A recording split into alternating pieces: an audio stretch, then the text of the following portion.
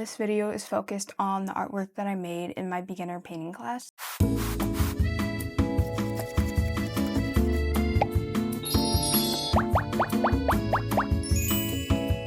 I just finished my term at community college, and this video is focused on the artwork that I made in my beginner painting class. I took it because it was filling an art credit that I needed. I originally wanted to do pottery, and then I found out my school doesn't offer pottery. This class was acrylic painting, which is something I've done before. I've never really taken it like seriously and tried to focus on it. My teacher said I did good in the class. I'm pretty sure I got 100.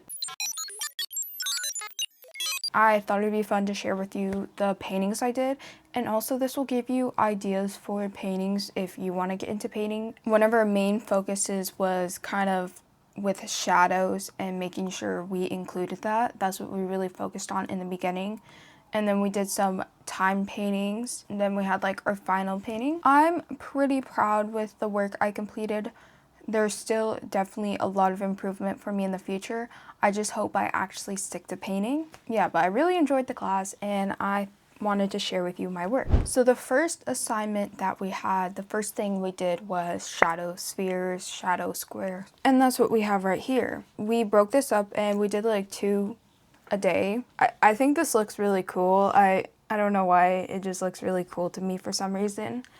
And with my artwork, the first 2 paintings I did, I used the paint that the teacher had in the classroom. And then my other paintings, I feel like would have been better if I continued to use high quality paint, but I used the most cheap acrylic paint set you could find on Amazon. Okay, here's another one of the paintings I did. Just like look at the quality of the colors of the paint. This one's way better. Right here we have a shadow square. This one is a concave shape shadow.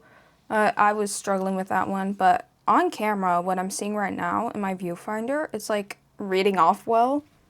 I feel like with paintings, like on camera, sometimes if it's like not really that intensely detailed, it catches better on camera. But if it's like a really detailed piece, then in person it's better to view. Then we have a cylinder and the shadow sphere, the most classic one of all. This was like our basics getting into it. And then our next assignment, we had to find a statue and paint it, and we could only use black and white and then one main color. It was really us focusing on trying to get our shadows in, like our highlights, our cast shadow, core shadow, like what this was preparing us for. And we were allowed to pick any statue, and for some reason I was like, hey, why don't I paint a statue of a person? My painting of a statue, I actually really like it, except for the hand.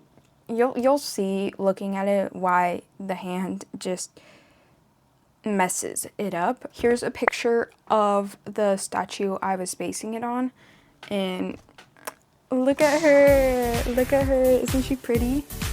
Can you see her? Can you see her? Oh my gosh, I love her. Looking at it, the hand. Afterwards, my teacher told me that the hand's too small, and that's why it looked weird, but I made the hand smaller than it was because her hand isn't like this, it's like this. And so I was like, okay, I have to make the finger smaller, but then I just made the hand too small. What he taught me, which I think will be useful if you're in painting, is he says your hand should be similar to like your head. If you look at that hand to the head ratio, it's just off. I love the statue so much, and that's why I want to painted it, even though it was like a human. I'm really proud of this piece, except for the hand. Then our next one was a still life with a master copy, and what that means is we had to set up a still life, and then we had to have a master copy of like a professional piece of artwork, and we had to either directly put that painting into our still life, or we could use it for inspiration, like color scheme wise or the kind of style of painting, or you could do like both. I honestly don't really like this painting that much, but here's mine. Wow. My master copy is this one right here, and I forgot the artist's name. I'll put it here if I can find it. But this is an artist who, I think it was for Life magazine, Life or Time, and he would paint a bunch of the covers for it. And this is just one of his pieces of artwork, and I really liked it. And so I incorporated that in the back. And then also in the photo, she's spilling like a purple drink. And so I tried to create my own little spill here. It's cute, but I like the other ones better. Then after that, we had this assignment of 4 different paintings, and these were time paintings. And the time paintings is called alla prima, if I'm right.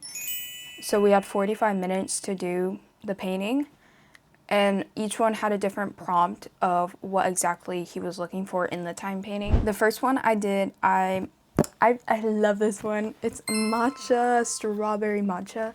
So for this one, it was pasta. Impasto. I'm just butchering everything. And that one is thick layers of paint. This doesn't look that thick of layers of paint, but that's just because my paint was trash and I couldn't get it. But you get the gist of it.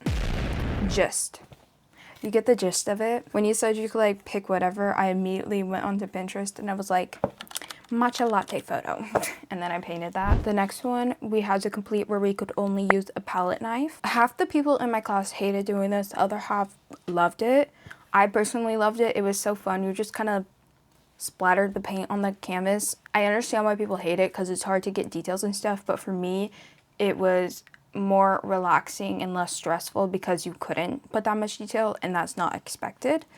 But this one's so cute. When you look at it from a distance, it really looks like the pool floaties are like floating. Up close, you can like tell that it's like not, but like from the distance, it looks really cool. And yeah, this one's of a pool and some pool floaties, and I really love it. And then the third one we did, which I think is my least favorite painting from the class, it was one where I had to focus on like a limited paint palette.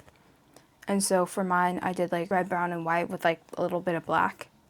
And it's of an apple core. It looks like an apple core with a limited palette. It is what it is. It's just not like screaming out to me. And then the last time painting we did had to include pattern. And you know what I decided to paint? I was like, why not I paint a bathroom with a toilet? And so yeah, this is a bathroom. But my pattern, we have like the floor tiles, then the little paneling. I like the vibe of it, the little pops of color. And with the time paintings, they're not meant to be like crazy and perfect. There's this one girl and I saw hers, and hers were like, looked like she spent hours on them. Like, how did she make them so amazing? Then my last painting, which was our like final painting, which is a micro macro painting. And that's where you have an item that you zoom very close in onto it. Like having a flower, and you zoom super far into like just like a little area of petals, where from at first glance you're kind of like, what is that? And then you're like, wait, I know what that is. And for me, I went on my Pinterest and I was scrolling and I saw a red onion, and so I painted a red onion. I also really wanted to paint the red onion because the red onion, the red part is like a magenta, and I love magenta. But here's my red onion. This one again is one of those where like from a distance you're like, whoa. And then up close, you're kind of like, oh. But my teacher really loved this one. He was like obsessed with it. Like at first glance, looking at this, you might kind of be like, what is that? But then when I say red onion, you're like, oh, that makes sense. I just loved painting with the magenta color. And I really like this painting, but it is a red onion. So it's like, I don't know, like it's disturbing, but it's not at the same time. And also with this canvas, I stretched this canvas, which was one of our assignments, canvas bars that I put together, and then I cut the canvas and stapled it on here and then gessoed it. And then I painted on it, which I think is really cool. But that was everything I made in my beginner painting class at my community college. I really enjoyed the class, and I really hope I do continue to paint. My teacher at the end was like, please guys, continue painting. It's just so intimidating to get started on a piece. This is your sign to grab a canvas, grab some paint, and try painting because it's actually fun. If you want to get into painting and you're like really intimidated, just try out the shadow spheres and then try a painting where you just do it in like an hour, like a short period of time where you're not really worrying about details. You're just kind of like putting the basic shapes there. I hope you enjoyed me yapping about my class and the beautiful pieces I made. Anyways, you are my bestie and I love you so much. Bye.